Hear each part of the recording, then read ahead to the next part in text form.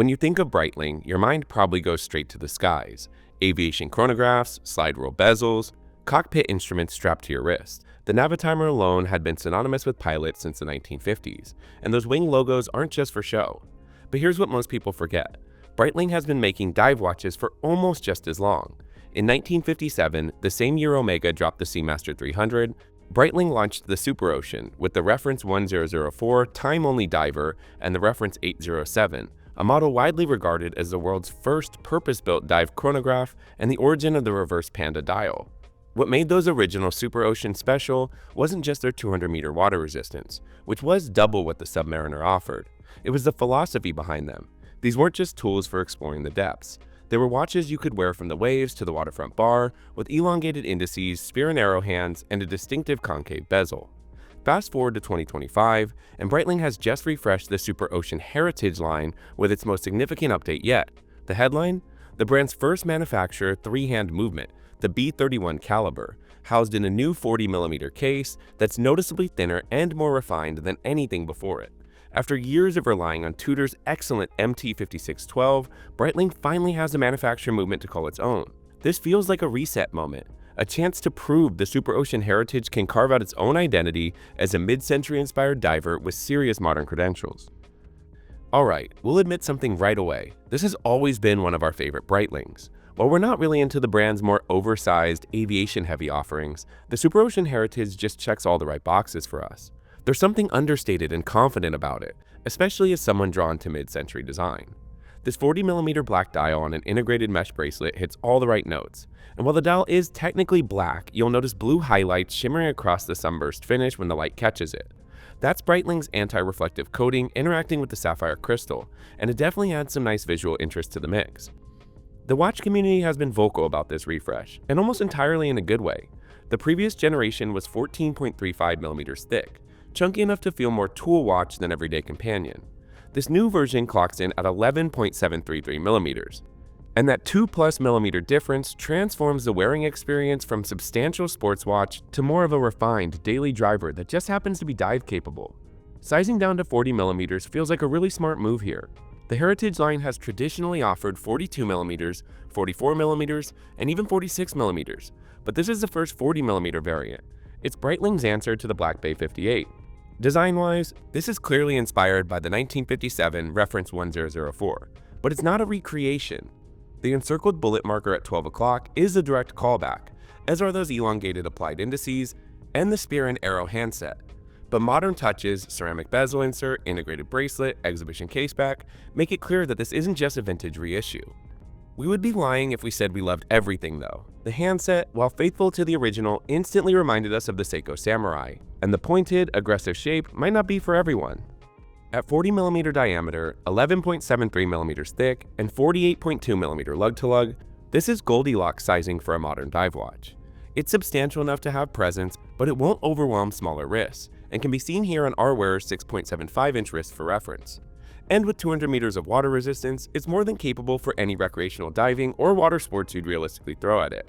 What really surprised us was just how much the thinness changes the character. The previous generation had heft, but this slimmer profile leans elegant and versatile. The lugs are short and curved down nicely, helping it hug the wrist. Case finishing strikes a nice balance here, brushed main surfaces with polished accents on the bezel and lugs. The bezel is a 120-click unidirectional rotating unit with a ceramic insert, and it's one of the best bezel actions we've experienced in this price range. Just the right resistance with precise clicks all the way around. The insert is minimal, with rectangular markers at each 5-minute interval and a loomed pip at 12 o'clock. Some might wish for more granular markers, but this cleaner approach does feel right for a heritage-inspired watch. The crown is probably our first real criticism. It's a screw-down unit at 3 o'clock with an onion-style shape that is period correct, but when it comes to functionality, it's a bit tricky to operate. The grip isn't as confident as we'd like. Not a deal breaker by any means, but definitely noticeable and worth mentioning. Flip the watch over and you're greeted with an exhibition caseback, the first time any three-hand Superocean Heritage has shown its movement. You can see the B31 caliber with its skeletonized rotor and finished bridges, which is a really nice touch. The dial is where this watch makes its case as a mid-century design enthusiast's dream. That sunburst black finish shifts from deep charcoal to almost blue-black depending on lighting, with the anti-reflective coating adding unexpected blue highlights. At 12 o'clock, that signature encircled bullet marker is a direct homage to the 1957 original, one of those small details that we do really appreciate. The hour markers are elongated, applied indices with polished finish and loom fill running through the center. This improves on the previous generation, which had loom plots next to the markers rather than integrated. The loom is superluminova with a green glow, which we found adequate and bright for the first hour in the dark, but it does fade a bit faster than we expected. As we previously mentioned, the handset will certainly be divisive. The hour hand is an arrow, the minute hand is a spear, and there's a simple stick second hand. It's faithful to the original design, but honestly, the pointed geometry immediately made us think of the Seiko Samurai. It's certainly distinctive, but not subtle. At 6 o'clock, the date window has a white date wheel with a printed white surround. The previous B20 generation offered a black date wheel that blended more seamlessly, and switching to white only isn't necessarily a bad thing, but again, it's a design choice that is worth pointing out. Above the date, the Superocean script is printed in a vintage-inspired font that we absolutely love. It reinforces that 1950s DNA without feeling too kitschy. As we've discussed, the Breitling B31 is the brand's first exclusive three-hand manufacturer caliber, representing a significant shift in how Breitling approaches non-chronograph watches. For years, they relied on the modified ETA movements of Tudor's Kinesi-based MT5612. Both excellent movements, of course, but neither offer the cachet of a Breitling-designed manufacturer caliber. The B31 was developed by Breitling over 4 years in partnership with Sellita, the same manufacturer behind Tag Heuer's TH31. It's a 28.4mm diameter, 4.8mm thick automatic with 78 hours of power reserve, 28,800 VPH beat rate, and a COSC chronometer certification. The 78-hour power reserve is a welcomed quality of life upgrade. Take the watch off on Friday evening and put it back on Monday morning without resetting. The previous B20 offered 70 hours, which was good, but that extra 8 hours makes a real-world difference as it now clears 3 full days off the wrist. The B31 also features a free sprung balance wheel with variable inertia regulation, which is more advanced than the stock lever regulation found in Tag's version of this movement. It's the kind of detail enthusiasts appreciate and part of what justifies the price. From a finishing perspective, the movement is exactly what you'd expect. Bridges have mixed brushing and polishing, the rotor is skeletonized, and the overall presentation is clean. It's not haute horology by any means, but it's a well-designed caliber that looks good and performs reliably. Shifting our attention to the integrated mesh bracelet for a moment, as this has to be one of the standout features for us. The previous generation's mesh had a straight bar between the lugs that looked aftermarket. The new version flows seamlessly into the case, with end links that tuck right against the lugs. The mesh is stainless steel with a slight sheen that catches light beautifully. It's comfortable right out of the box and surprisingly light for steel. The mesh construction allows for excellent airflow, which is a bonus in warmer climates like ours here in Los Angeles. Sizing is handled through removable links at the bottom that also just disappear into the bracelet. The clasp is a dual push-button butterfly deployant with the Breitling logo engraved on the buckle. It's low profile, secure, and clicks satisfyingly. The only thing missing, and something we're always asking for with every bracelet these days, is micro adjustment. The lug width is 20.05mm, meaning you can use any 20mm strap.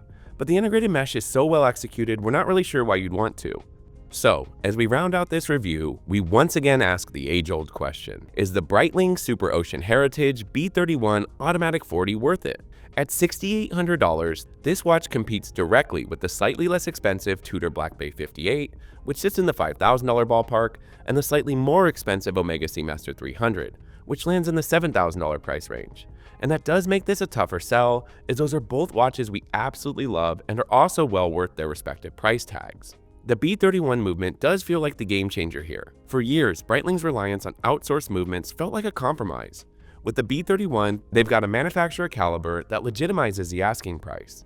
The 78-hour power reserve and COSC certification are also thoughtful upgrades. The sizing is absolutely spot on here, and it handles just about any situation. It's refined enough for a suit, rugged enough for the beach, and versatile enough to be your only watch. The integrated mesh bracelet is really well executed, and we're huge fans. It's comfortable, elegant, and it transforms the watch from nice diver to serious design piece. But it's definitely not perfect. Some might see the white date wheel as a misstep on black, the crown operation isn't as smooth as Tudor or Omega, and the handset is polarizing. Those Seiko Samurai vibes might not be what everyone wants from a nearly $7,000 Swiss diver. As many enthusiasts have pointed out though, this feels like Breitling's Black Bay 58 moment, a heritage-forward, dress-up diver that prioritizes both wearability and elegance in an everyday driver. The Superocean Heritage B31 Automatic 40 is the refined Breitling diver many of us have been waiting for, ourselves included. It's a watch that finally lives up to its 1957 heritage while still carving out its own identity in a crowded market. As always, we'd love to hear from you. Does the Superocean Heritage B31 belong in the conversation with the Black Bay and the Seamaster? Let us know in the comments and be sure to like and subscribe. Thanks for watching, and we'll see you in the next video.